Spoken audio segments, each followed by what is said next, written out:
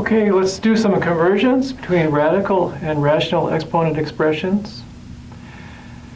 We'll talk a little bit more about the rules, but first let's do these conversions. So here's a to the minus 2/3. That's 1 over a to the 2/3, which is 1 over the cube root of a squared, which I could write as 1 over the cube root of a squared, I suppose. And I've got a plus b to the 1/2. 1/2 corresponds to a square root, so a square root of a squared plus b squared. Okay. And now I'm going to convert these back into radicals. That's 5 the square root of x cubed minus 2 square root of x. All right, and now this is a 9th root. So it's 3x plus 5x to the 4th to the 1/9 as a fractional exponent. So these are radical expressions we're converting into fractional exponent expressions. Here's x cubed to the 1/6. We can multiply those exponents, x to the 3/6, which is x to the 1/2. Oh, we wanted to, we could write it as square root of x. And continuing along that line, here is 1/3 as an exponent and 1/4 as an exponent. Multiplying those exponents, I get b to the 1/12. So that'd be the 12th root of b. Kind of cool. Okay, so we're running wild here with our exponents, but let's just worry about a few things. It says some care must be exercised using exponent rules.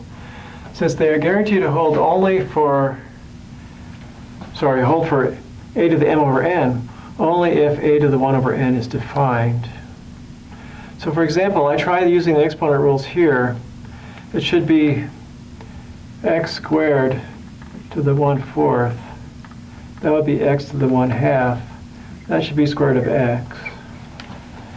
You wonder, what could be wrong with that process? Well, if x is negative, x squared isn't, and the 4th root is a nice number, but if x is negative, the square root doesn't exist. So before we go and just go wild on the exponent rules, we have to make sure that the original base, x, could be subjected to the root that's in question. So here's a 4th root. You need to be able to use the 4th root of x. So x has to be positive for this to hold. So yeah, that's equal to that when x is positive. Slightly annoying. It's just a fact of radicals. So ordinarily we might say in a homework problem or something, when you're simplifying the radical expression, let's assume all the variables are positive numbers. And that way you can just go ahead and use the rules for exponents, and you don't get something that's sometimes right and sometimes wrong. So this is right as long as x is positive, but it's wrong if x is negative. So let's just not let x be negative. It'll say that in the homework.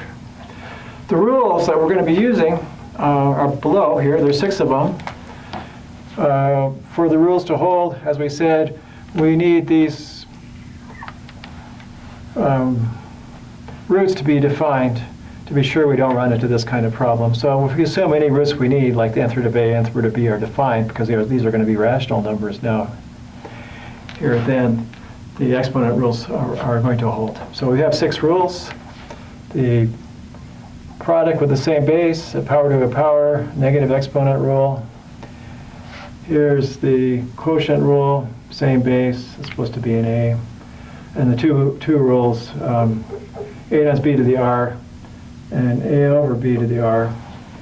And we have those same 6 rules with integer exponents, and now we just use them with rational numbers, subject to this condition that any roots that got created have to be defined for the rules to hold.